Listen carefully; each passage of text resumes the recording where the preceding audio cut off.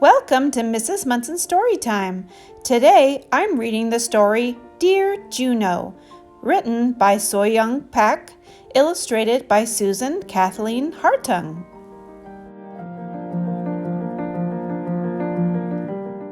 This is the front cover of our book. Can you predict what the story is about just by looking at the illustrations?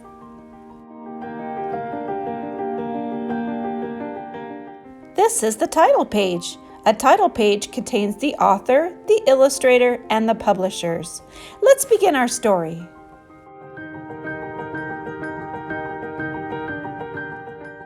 Juno watched as the red and white blinking lights soared across the night sky like shooting stars and waited as they disappeared into faraway places.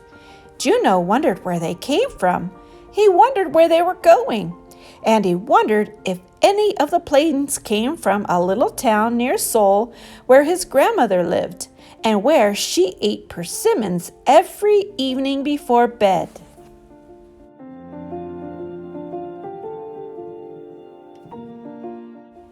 Juno looked at the letter that came that day. It was long and white and smudged. He saw the red and blue marks on the edges and knew the letter came from far away. His name and address were neatly printed on the front, so he knew the letter was for him. But best of all, the special stamp on the corner told Juno that the letter was from his grandmother.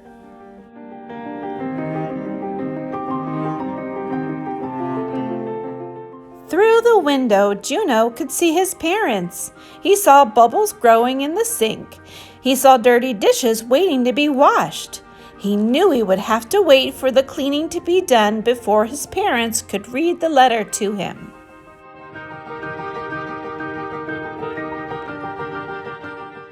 Maybe I can read the inside too, Juno said to his dog Sam. Sam wagged his tail.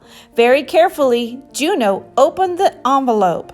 Inside, he found a letter folded into a neat, small square.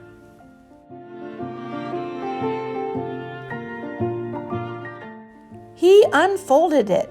Tucked inside were a picture and a dried flower.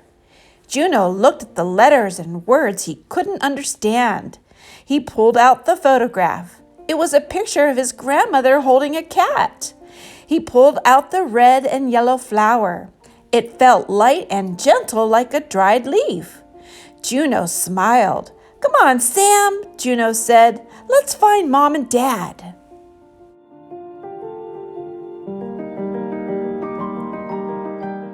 "Grandma has a new cat," Juno said as he handed the letter to his mother. "And she's growing red and yellow flowers in her garden." "How do you know she has a new cat?" Juno's father asked. "She wouldn't send me a picture of a strange cat," said Juno. "I guess not," said Juno's father. "How do you know the flower is from her garden?" asked Juno's mother. "She wouldn't send me a flower from someone else's garden," Juno answered. "No, she wouldn't," said Juno's mother. Then Juno's mother read him the letter.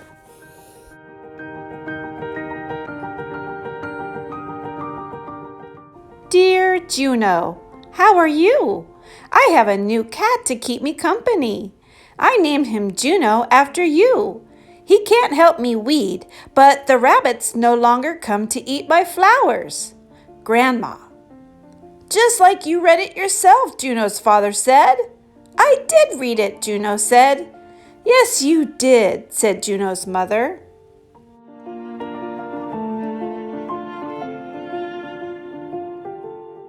At school, Juno showed his class his grandmother's picture and dried flower. His teacher even pinned the letter to the board. All day long, Juno kept peeking at the flower from his grandmother's garden. He didn't have a garden that grew flowers, but he had a swinging tree. Juno looked at the letter pinned to the board. Did his grandmother like getting letters too? Yes, Juno thought. She likes getting letters just like I do. So Juno decided to write one.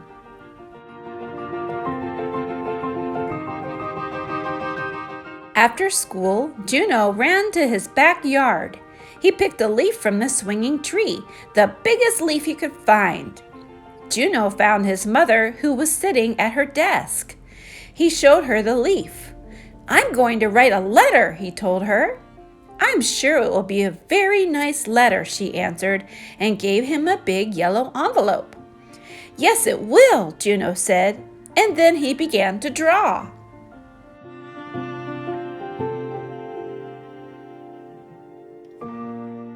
First, he drew a picture of his mom and dad standing outside the house. Second, he drew a picture of Sam playing underneath his big swinging tree.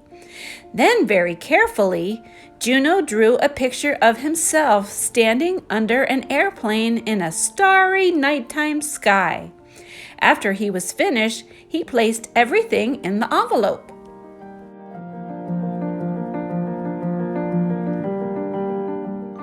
"Here's my letter," Juno announced proudly. "You can read it if you want."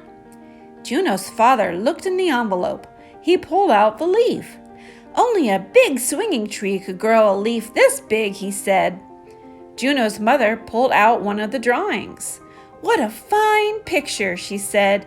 "It takes a good artist to say so much with a drawing."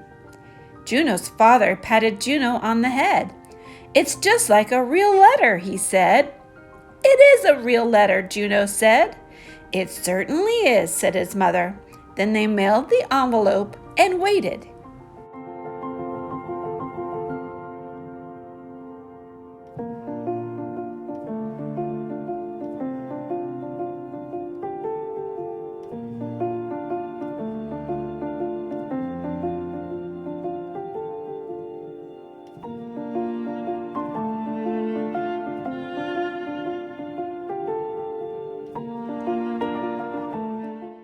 One day, a big envelope came. It was from Juno's grandmother. This time, Juno didn't wait at all. He opened the envelope right away. Inside, Juno found a box of colored pencils. He knew she wanted another letter. Next, he pulled out a picture of his grandmother. He noticed she was sitting with a cat and 2 kittens. He thought for a moment and laughed. Now his grandmother would have to find a new name for her cat. In Korea, Juno was a boy's name, not a girl's. Then he pulled out a small toy plane. Juno smiled. His grandmother was coming to visit.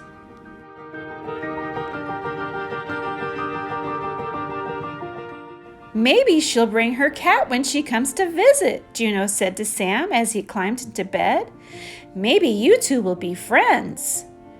Soon, Juno was fast asleep, and when he dreamed that night, he dreamed about a faraway place, a village just outside Seoul, where his grandmother, whose gray hair sat on top of her head like a powdered donut, was sipping her morning tea. The cool air feels crisp against her cheek, crisp enough to crackle, he dreams, like the golden leaves which cover the persimmon garden.